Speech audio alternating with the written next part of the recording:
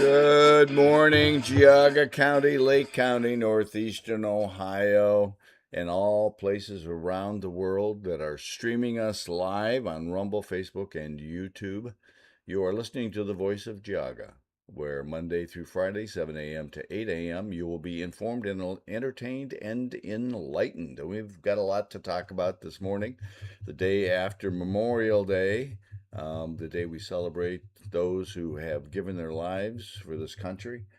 I happen to have been in Wisconsin celebrating a 50th wedding anniversary in addition to the Memorial Day celebration. Madison, Wisconsin's not famous for patriotic patriotic events. Although I will say I attended a church service, a Lutheran church service, and the pastor was just absolutely phenomenal and recognized the veterans.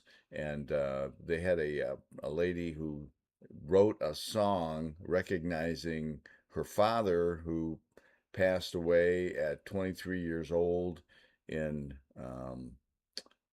in the in the Pacific, attacking Guadalcanal or someplace, and it was or defending it, and so it was pretty inspiring, that church service and all the remembrance of Memorial Day.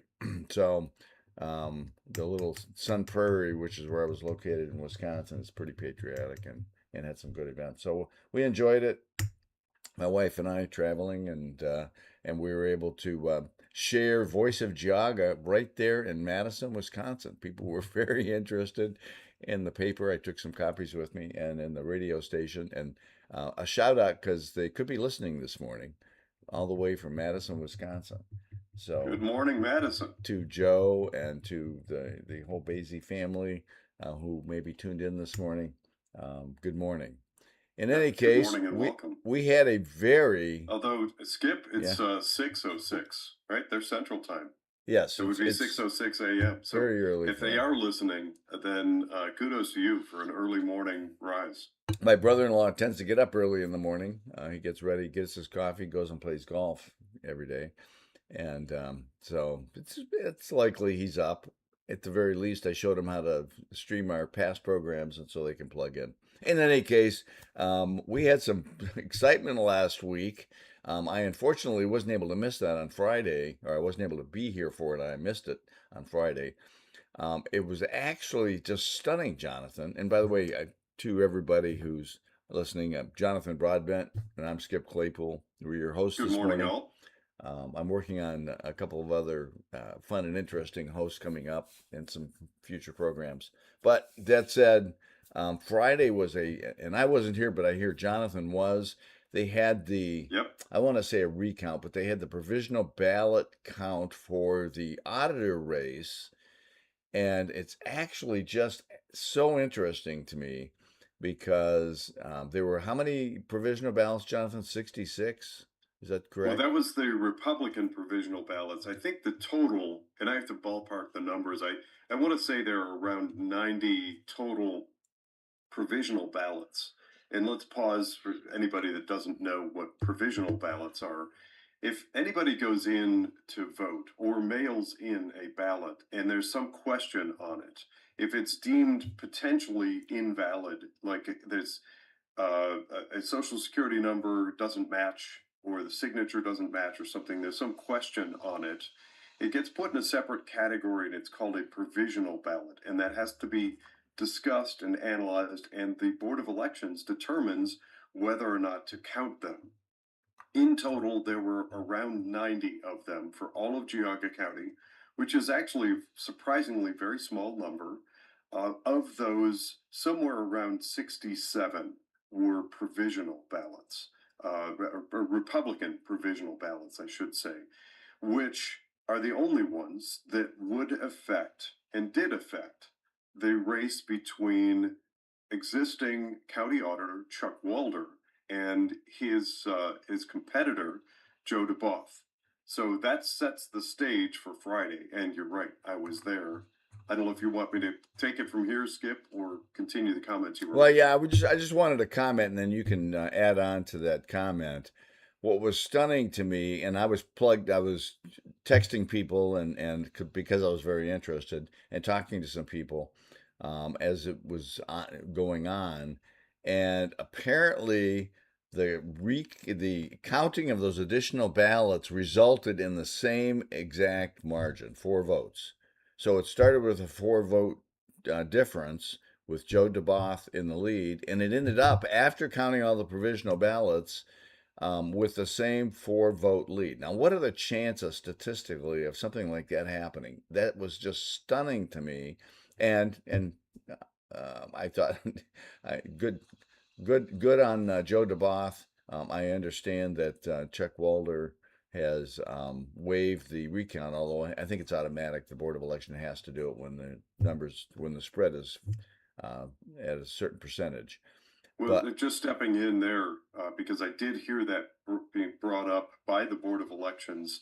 It is an automatic recount because the margin is so small. There's such a small vote difference between the two. There is an automatic recount unless the person defeated waives the recount. So if you're right, and I have not heard that, if Chuck Walder, it's my understanding, and this was said specifically by the Board of Elections, it's my understanding that if Chuck Walder has indeed waived the recount, there will be no recount. Hmm. Yeah, actually, I'm reading the Maple Leaf here. It references that there will be a recount set for the 28th, which is in 2 days, unless Walder chooses to waive it. So that was I misspoke. He didn't waive it yet. He may. My guess is he won't. He'll just let the process. But I'm also of the understanding that even though when they do a recount, they seldom change the results because the machines are very accurate, and the whole process is simply repeated in terms of counting the existing votes. So it's likely that we'll still see the 4 vote lead. So, everybody out there listening, the one lesson to us is every vote counts. I don't know what the total number of votes in the county were in this situation, but in the primary, but every vote certainly counted in this case. And I know I was getting calls and people were asking me, who do I vote for? Who do I vote for? And I was telling them, my wife was telling people, I'm sure they were doing that on Chuck Walder's side also. And some people just chose not to show up. And today, or um, after the result was announced, there were probably people who were very sad that they didn't show up to vote. But it is what it is. We have a new auditor coming up in January. Well, actually, it'll be in April. He takes a seat after the first of the year to allow the um, financials to settle in before he takes office. But so it'll be around April, I believe, if I'm correct. So good for Joe DeBoff. Congratulations, and we'll see where that goes. Yeah, so there's a Facebook group called Meanwhile in Geauga. Meanwhile in Geauga is a Facebook group that seems to be very active, has a lot of comments and followers, and I believe it may have been Joe DeBoff himself, or it may have actually been a post from Meanwhile in Geauga posting about Joe DeBoff. But several people sort of joined in the discussion that ensued and were making comments. And one that caught my eye is a husband and wife that commented on Meanwhile in Geauga that I guess up until the day before or the day of the election, they were leaning toward Chuck Walder and really didn't know much about Joe DeBoff. But if memory serves, I think they read something or listened to him speak somewhere or watched a video he had posted and changed their minds. So it was the position of this husband and wife couple that they're one half, that just the two of them are one half of that margin that has pushed Joe DeBoff into the lead in that.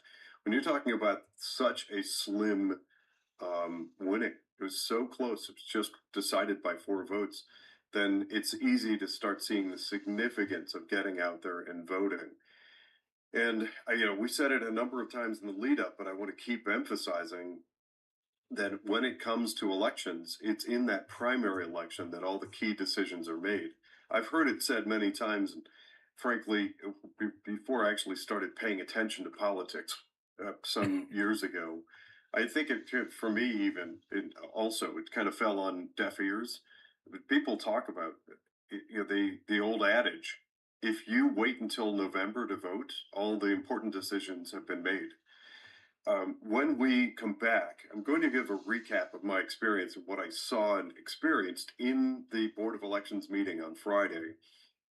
Before we do, I want to announce for our listening audience that yesterday was my wife's birthday.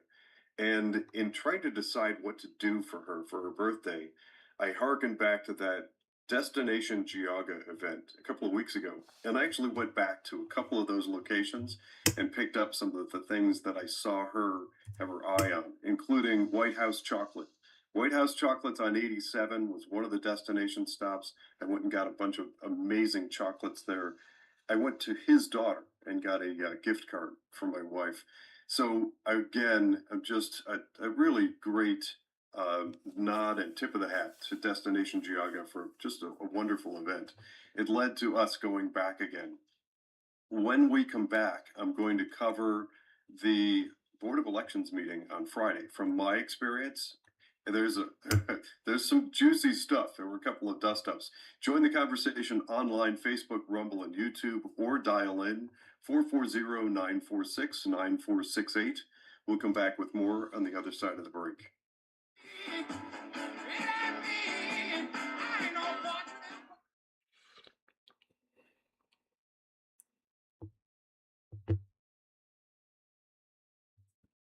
Mics are off. Mics are off. So it looks like there were a total of 19,101 votes cast, ballots cast. That's not a lot. That's pretty thin. 12,000 Republicans and 5,979 Democrats.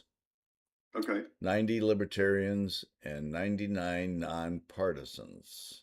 So we had 99 people who didn't want to pull a Republican or Democrat ballot, but still wanted to vote for Issues only. Yeah, and wasn't that many issues, but so a lot of about half or about double the number of Republicans voted as Democrat. Although we don't know how many actual Republicans there were there. So Right. they cast a Republican ballot, but they might have been Democrats casting a Republican ballot for some reason. Yeah, that unfortunately happens a lot because there's so many Republicans. It's just jaw dropping. So many Republicans who are concerned, that care about the direction that this country's headed. They don't want all the strife and division. They'd love to see us return to from this derelict course we're on, but they stay home. And Democrats are so consistently enraged and angry and vicious and just so upset all the time. They're waiting for the next opportunity to vote, and they'll cross over. They do it all the time. Pull Republican ballots and give us their derelict reject. 10 seconds. 10 seconds.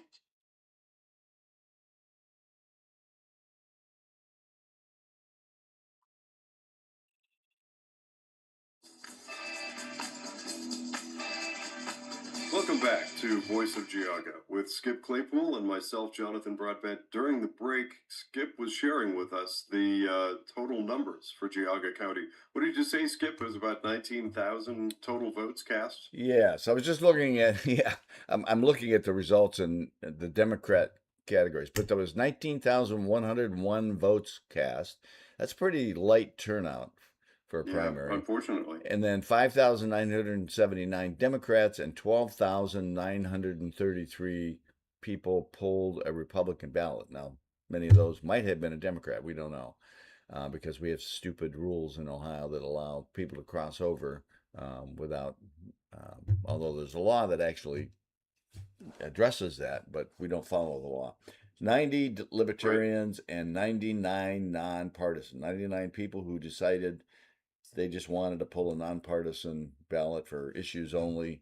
And so it was very interesting. All the Democrats, well, not all of them, less 228 voted for Amy Acton, which I find Hmm. just absolutely funny. They're voting for somebody who shut them down, made them wear a mask. If you're a Democrat out there, what the hell are you thinking? I want to do a special program, Jonathan, and I don't want to take us off in the weeds on this program that talks about they walk among us. You know, and there's different words you can put with that. The dummies walk among us. There's all kinds of, but there's people out there that are so. I mean, I just heard Bernie Sanders giving his speech about we need a revolution. I mean, this is Marxism. This is Mao. This is Castro. This is Stalin. Pushing for Same a playbook. Marxist is the exact same playbook. We need a revolution so we can have an authoritarian. He's fighting authoritarianism. This is what's so stupid about it. He keeps saying we got to fight authoritarianism, but Marxists are 100% authoritarians, and Right. and the And Marxists. where's the authoritarianism? It's just stunning. But anyway, back on topic at hand. Why don't you give us your experience and the recount? I wanted to be there. I couldn't. I was out of state, but I find this absolutely fascinating. No, that's all right. It sounds like you had a great trip, and I'm glad you did. Nana Sherrill comments, have you ever seen the movie They Live? I personally have not, but maybe it should be on my list. Um, so, in the lead up to the Board of Elections meeting that took place this last Friday, and again, if you're just tuning in now, the purpose of that meeting was to go over the provisional ballots and decide which of them should count toward the final vote, and then to certify that final vote. Um, the first thing I noticed is a large crowd. So I got there just in time. The meeting, the doors opened up, and I went in, and we have a table, a boardroom table with the Board of Elections, the board of the Board of Elections sitting around this table, and they set up chairs around the outside of the room. That was for us, the public, to observe. Well, in the lead up to that meeting, I figured it was going to be a spicy one. I was guessing that it might be a very, very interesting meeting, and I wasn't sure if it was going to be recorded. So I invited my co-host of Ohio Political News, Brian Massey, to come in with camera and equipment. So for Ohio Political News, we've got some pretty sophisticated equipment. We can live stream from pretty much anywhere on the planet, and we have good cameras and tripods and microphones, etc. So Brian Massey did. He came in and set up in the corner, and he was able to capture some. It was a long meeting, so he didn't stay for all of it, but he did stay for the really important parts, having to do with the provisional ballots and the race between Chuck Walder and Joe DeBoth. So I here's this interesting dynamic, and I want to set the stage a little bit. There's a big group of people, but of course we're sitting around the outside edges, and maybe with a little bit of note taking and sharing and very quiet whisper. Our job is just to sit quietly and observe while the board participates in going over these provisional ballots. So there's not a lot of conversation and not a lot of room for conversation, and that's understandable. We didn't want to be there to disrupt the meeting. So what started up is some exchanges via text message and other messaging platforms taking place all over the county and even outside of the county, addressing what was taking place in the meeting. And there were a lot of curious people. And so I found myself messaging the whole time with not only people who were in the room with me, maybe several seats away who I couldn't easily communicate with, but also people throughout Geauga County and the region. So it was, to me, a very interesting process. All of these provisional ballots fall into different categories. So they might be bundled together. And again, in ballparking, I think I want to say that there were 67 ish Republican ballots. And for many of us, that was one of the key things that we wanted to come for is deciding, figuring out who is going to be our next county auditor. And that is really interesting that it was just such a small margin, 4 votes only between Chuck Walder and Joe DeBoth. So that's where most of the focus is. It's, of course, the Board of Elections is doing a lot more than just simply addressing that one race. But the provisional ballots were grouped into small bundles. You might have a bad address, and if it's a bad address, maybe it's 10, and I'm just speaking hypothetically here, maybe it's 10 of them, and they're bundled together. They come out, and then one by one, they actually pass them around the table and ask questions. They could look at the back of the envelope where the ballot was put into, ask questions, and address whether or not they wanted to include, or if it felt like it was bad enough to exclude that ballot or that group of ballots. So that was actually quite a process. So I want to say there were maybe a dozen different categories. Somebody didn't sign, where it looks like their signature doesn't match, or the social security is different, or a last name change. But overall, when Skip's talking about 19,000 votes cast, when you're looking at a total of 90, around 90 provisional ballots, it's really not a very large number. It's not that bad.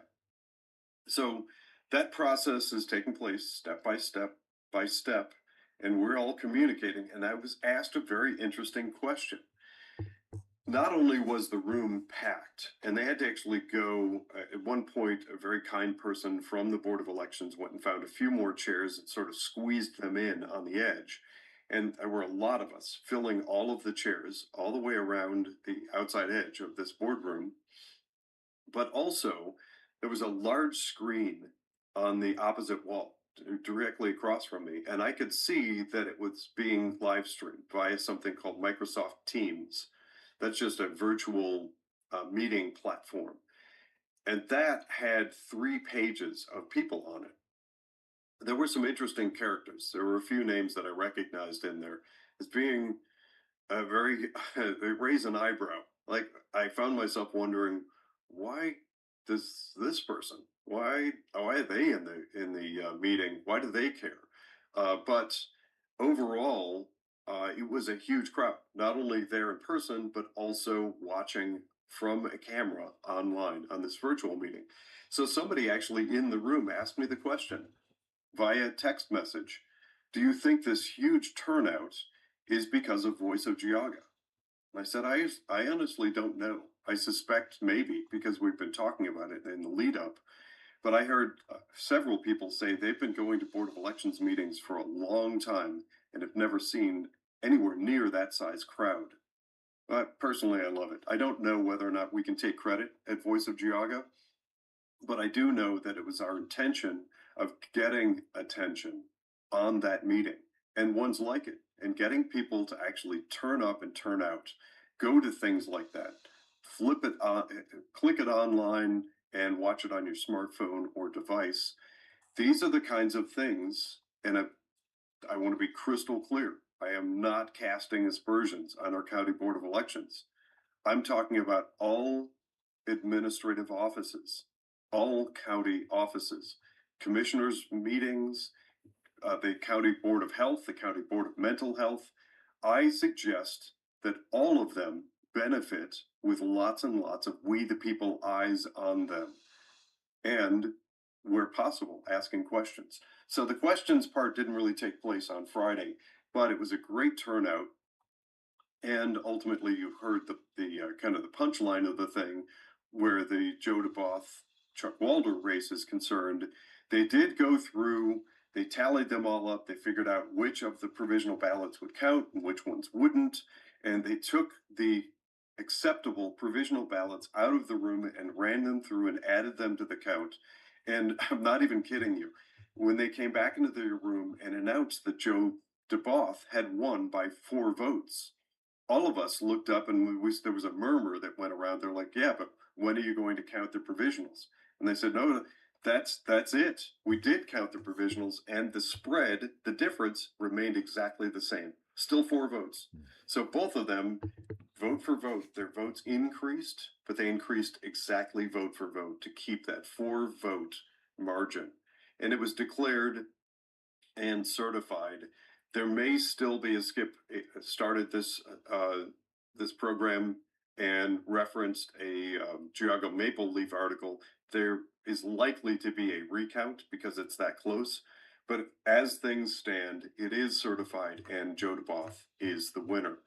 When we come back on the other side of the break, I want to highlight an exchange that I overheard that took place a little bit later, or actually two different exchanges that were really interesting that I think you're going to want to hear about. Remember to join us online, Facebook, Rumble, and YouTube. Click that like button, and also remember to click the bell to get notified when episodes like this one begin. You'll get a notification which cues you in to come and join the conversation. On Rumble, we find that there is typically great conversation. You can also call in 440-946-9468. We'll come back with more on the other side of the break.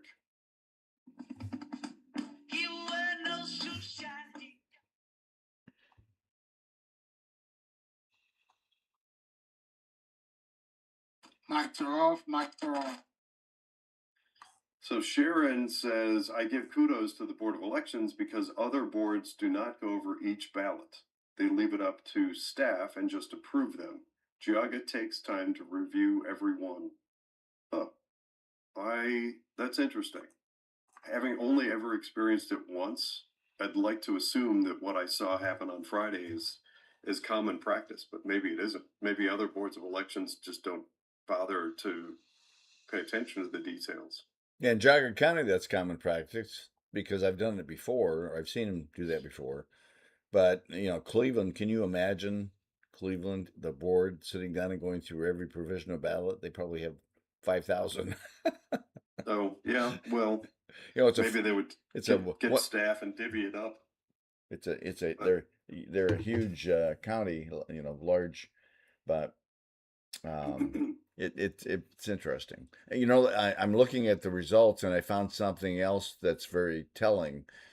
If you look at each of the other candidates, like for Attorney General, for State Auditor, for Secretary of State, the establishment seat hoppers, Keith Faber, Frank LaRose, Robert Sprague, these people that just go from seat to seat to seat. I don't know if they have a lot of conviction. They just are political. No.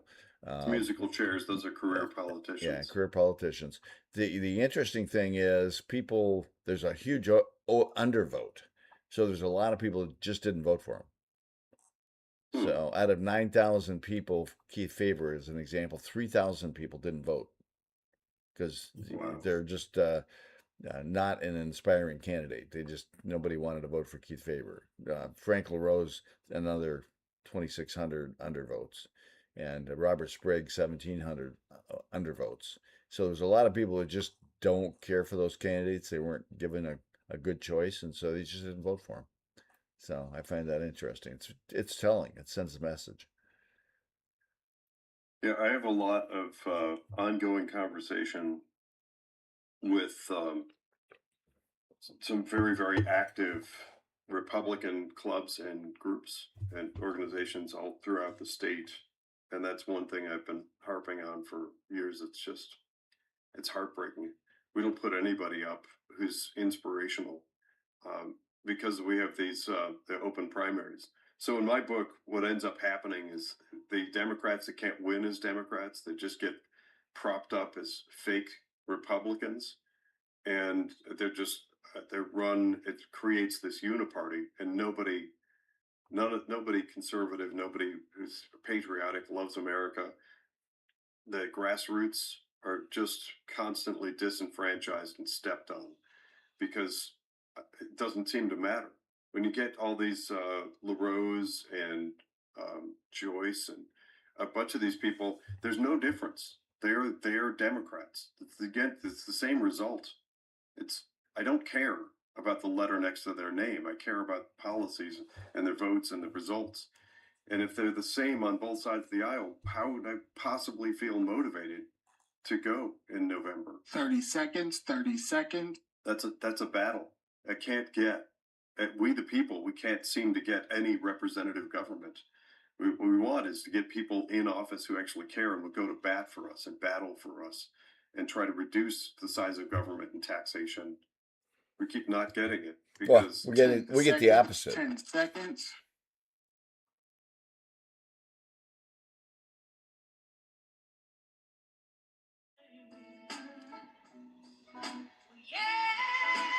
Welcome back to Voice of Geauga with Skip Claypool and myself, Jonathan Broadbent. So I was describing, before the break, I was describing the experience that I had in the County Board of Elections meeting that took place on Friday. So there was, we went around and each introduced ourselves. There were some people there from an organization or news organization. There was a young lady there. I believe she was from the Geauga Maple Leaf. There was a young lady there from League of Women Voters and a few others. Well, early on, we noticed that there was a woman in a chair sitting sort of by herself and somewhat near the Board of Elections board members table. And at various points, she chimed in and was making comments and suggestions, etc. So several people, many of the people, because I don't go often, as nearly as often as I'd like, many of the faces are unfamiliar to me, and so I just sort of took those exchanges at face value. But a little bit of a murmur spread, and a few people who go regularly sort of looked over and sort of gave the nod and said, "Who is that? Who is that woman?" It turns out that she is legal counsel. She is a lawyer representing the board, and that makes sense. So if there were some legal question that came up, can you do this, or is it legal to take this step, or whatever, to have a lawyer on hand to be able to quickly ask and get questions answered. So that makes sense, and sort of quickly understood the category that she fit in.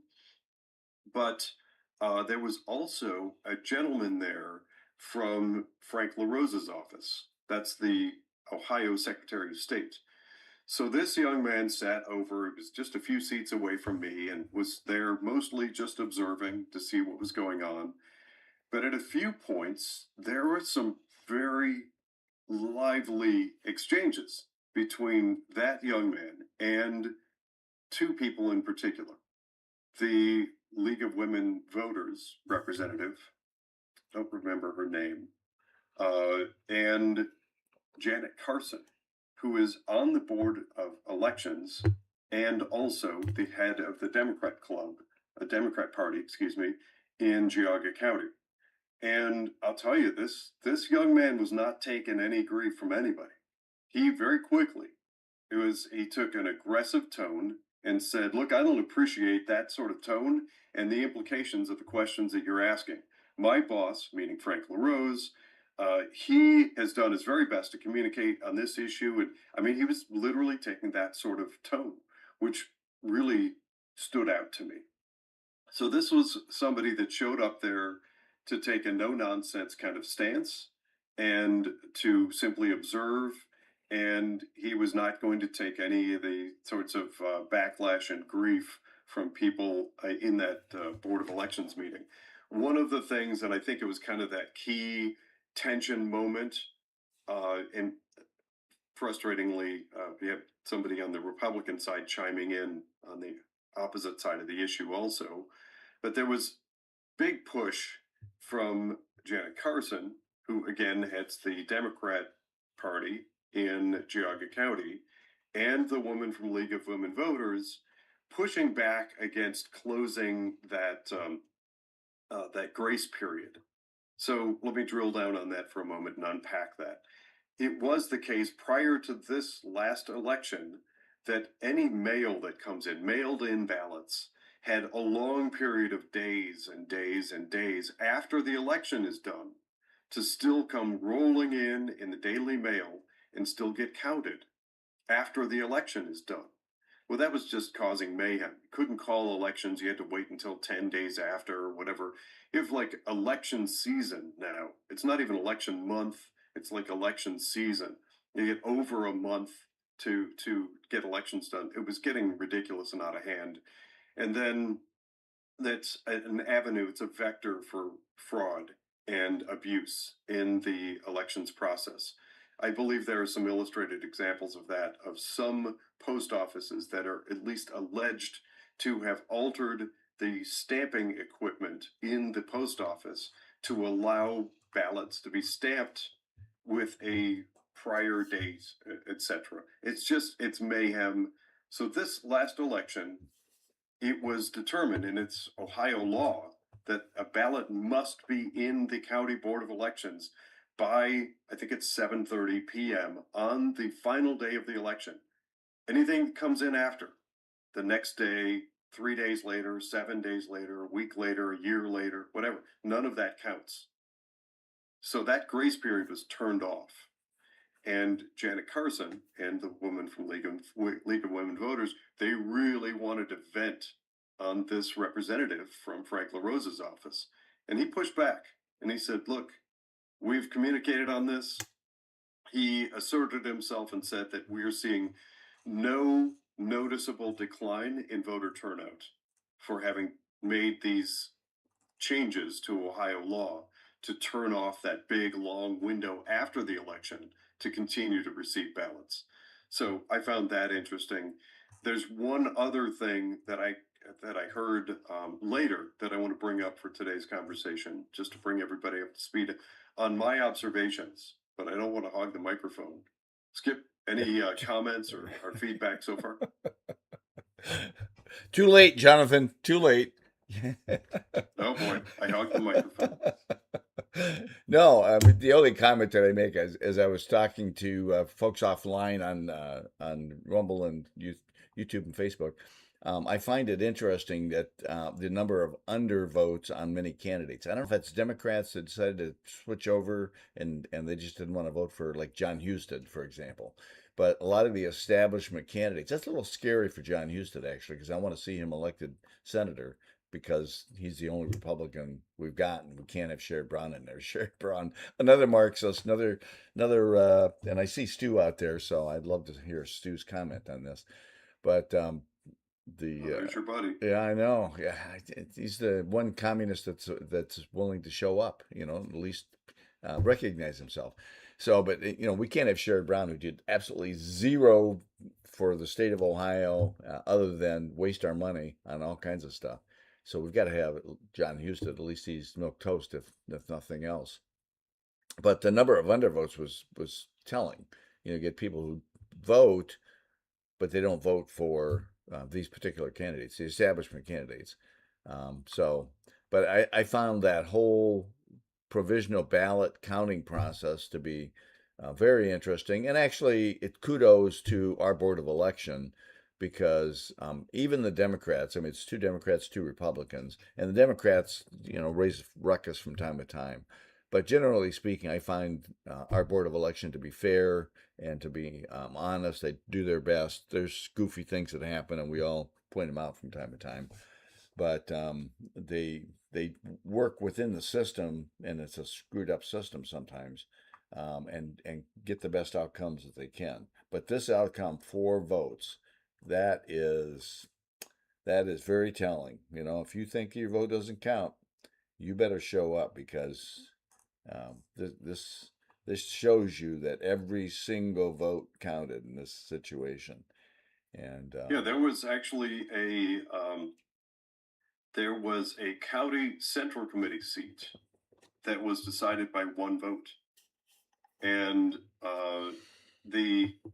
there's one precinct in Geauga County that far and away, by a massive amount, received more central committee votes than any other precinct in the county. That one stands out as a wild anomaly. And I'm very curious about that one. I'm actually looking into it. But overwhelmingly, votes, first of all, know that votes count. And please, people, if you're listening to this and you care and you want to have an impact, and if you'd like to see breaking up of the uniparty.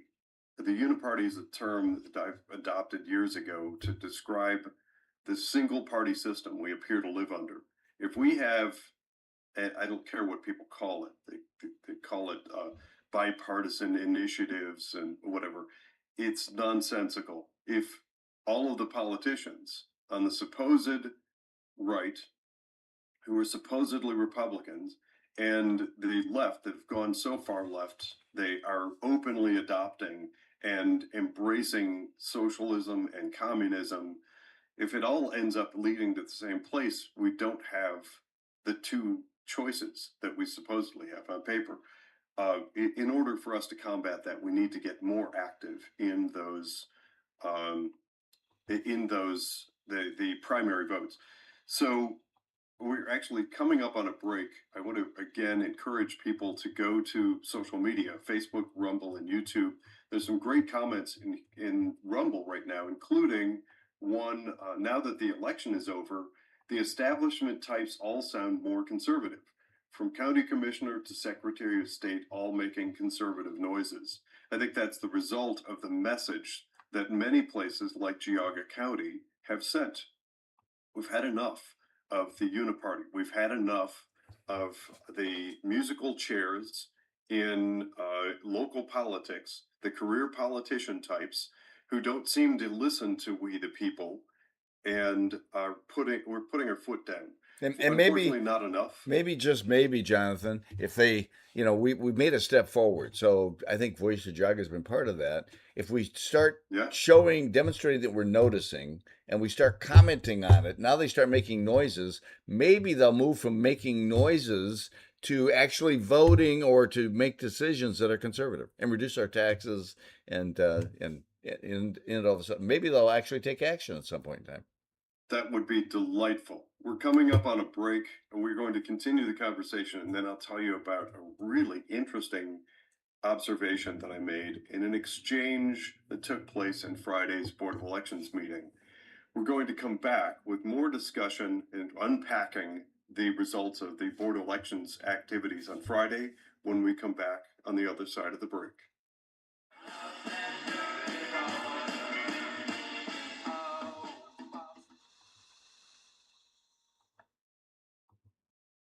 Mics are off. Mics are off. All right. So if I reboot Facebook and then go back into the video. Oh, I do see some comments here. Um, I have to turn the audio back off again. Very nice comments. And Tim Lennon, I would like to see a full forensic accounting of the auditor's budget and all the expenses. Absolutely. I think that is absolutely called for. We have our own inside job hoppers as well. Yep, that was meant to be my point. We've got a bunch of people around Geauga County and other counties that are just job hoppers. They're opportunists. They see the opportunity to hop in, making whatever $120,000 a year job to sort of sit around in some county office, rubber stamping things, and it is for some people who lack ambition and the competence to seek gainful employment elsewhere and completely lose sight of the important notion of representing the interests of we the people and the honor and duty that it is to represent your constituents, the people that are willing to sacrifice all of that and sacrifice America and all 30 that seconds. our country stands for. They can get into office and then just work for decades on trying to hold that $130,000 a year, whatever, and then they make all kinds of ancillary money off of it. Those career politicians need to be weeded out and gotten rid of. 10 seconds. 10 seconds.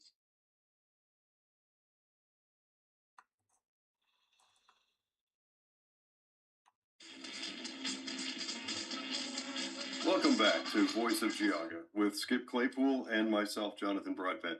So I stayed, as I mentioned at the beginning of this program, the Board of Elections met on Friday for an array of different reasons. They had to accomplish a whole roster of different activities, only one of which was to make the deciding vote, the deciding decision on the election of our county auditor. So, of course, once that was done and they addressed the provisional ballots, they moved on. Well, I didn't have the day to spare to spend many, many hours in the room.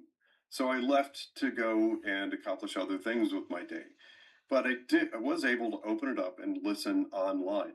So I got home and my wife and I tuned in and just had it playing. I was multitasking and doing stuff in the background.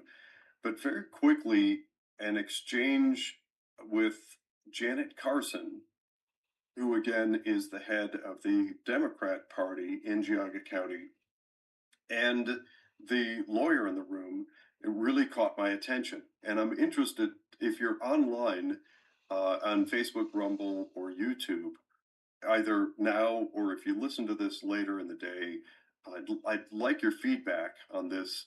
It actually relates to something that I have no familiarity with. So, part of this is just me expressing my observations from Friday, a bit blind, but apparently there's some initiative that's taking place in Geauga County, and there are people going around with petitions and collecting signatures to have something done. I don't exactly know what it is. I'm assuming that it has a far left, very liberal agenda.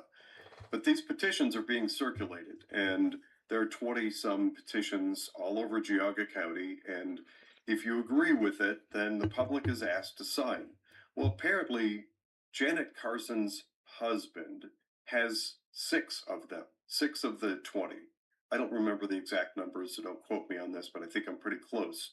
So Janet Carson is head of the Democrat Party, and she's on the County Board of Elections, and her husband is petitioning for some sort of activity in Geauga County.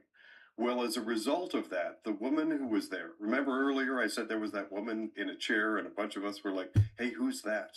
She seems to be recognized by the board. It turns out that's the lawyer. The lawyer, as it relates to that issue, went around and handed an opinion letter from, I think it's, I don't know if she's in private practice or if she's with the prosecutor's office. That She's much I she's know. with the prosecutor's office. She's the She is with the what they prosecutor's refer office. to as Okay. PA. Mm-hmm. So she went, thank you for that clarification. So this lawyer went around and handed an opinion letter to everyone on the board except Janet Carson. She was not handed a copy of this opinion letter. And that turned into a very heated exchange. I give them credit. Both were conducted themselves passionately but professionally, both Janet Carson and the lawyer. It was tense, you could tell. But Janet Carson was saying, I'm on the board and I deserve a copy of that letter. And the lawyer was saying, no, you have to first determine whether or not you're going to recuse yourself from this issue because your husband is involved. So that was an interesting exchange. I actually will be paying attention and probably read online to figure out what comes of that and what the actual issue is that's being questioned. But it's a very interesting dynamic, and it gets a little bit into legal representation, but it's the lawyer's position. She was stating, and I think it makes sense to me, she was stating that her job is to represent the interests of the board as a whole, not any individual. If you want individual legal advice as a single board member, you have to go and find your own representation. I think I'm paraphrasing her comments properly. But that whole exchange, it actually evolved over a period of many, many minutes. And it was about a 15 to 20 minute exchange. If there's anybody in the listening audience who knows about this issue, I think it strikes me as probably an important one. And I think it's one of those things. I'm glad that I went. I'm glad that there are people that tuned in online. And I'm glad that there are people that are paying attention. I want to be very clear, and then I'll ask Skip if he knows anything about this. I am not, again, this is not brought up to cast aspersions. I'm not saying that anybody did anything wrong. It came out during the course of the meeting that Janet Carson may make the decision to recuse herself, which means remove herself from the discussion around this issue because her husband is involved. But these are the kinds of things, if nobody shows up and nobody comes in and listens to the meetings and nobody's online, those are the types of things in general that can get off the rails and that allow some bad people to do bad things. Again, for the third time, I'm going to clarify. I am not saying that Janet Carson or anybody else is doing anything wrong or bad. I'm simply saying that being there, paying attention, tuning in makes sense, and more of us should be willing to do it. Back to you, Skip. So yeah, I don't know anything about this particular petition. I do know that Janet Carson and her husband Terry have been firebrands in our county for a very long time, since I moved here. Actually, Terry is the only trustee to have ever been removed from office. He was a trustee in Bainbridge for misbehavior. He's a uh, quite the Marxist himself, and so he's an interesting character, and there's probably a conflict of interest at some point if he's out putting a petition together to accomplish whatever, and she's going to have to sit and approve that petition because it'll come into the board of election probably if it's a local referendum of some kind, and so Oh, she's going to have to make a decision whether they're going to accept that petition or not. Then yeah, she's either going to have to recuse herself or divorce him, one of the two. And so I find that quite the dilemma that they've created for themselves. But hmm. as the attorney said, the attorneys for all of the boards, county commissioners, name the board, the attorneys represent the board, and the board makes decisions. So the board votes up or down, and then the attorneys simply advise the entire board so that they can vote accordingly. And so in this situation, I'm guessing that Terry's circulating a petition, either of his own creation or somebody else did, that will probably have to come to the Board of Election. So Terry's going to have to, I mean, Janet's going to have to weigh in on it one way or the other. And so that's quite the dilemma for her. She's going to probably have to recuse herself from the vote, would be my guess. But why she couldn't get the letter, that's probably, if I were guessing, it's probably the attorney probably is inappropriate in not having the letter. She has the opportunity to either recuse herself or not, and then be held accountable. If she does not recuse herself, and she should have, she can be brought up on. People can take legal action. But I Hmm. think as a board member, she's due every piece of information the rest of the board receives so that she can also make whatever appropriate decision she's got to make. She is a board member at the end of the day. So anyway, that's everything that I know about that situation, which is basically nothing. But Yeah, so I pointed it out because it's interesting and something to be on the radar. There is a comment here on Rumble that the woman, the lawyer, is Kristen Ryan, and she is from the prosecutor's office. So it does look like we have confirmation of that. So that's something to have eyes on, just like everything else. The objective here is to get more people willing and interested to step out into politics and pay attention to what's happening around us. Because, as the saying goes, all politics is local. And if we're not paying attention to the decisions that are being made and the people who are making them, these decisions can, will, and do have an impact on our lives. They impact everything from size of government and how much is being spent to who ultimately gets elected, what issues and initiatives get attention, and which ones don't. With that, we have run out of time for today's show. We will welcome you back and look forward to continuing conversation tomorrow morning at 7.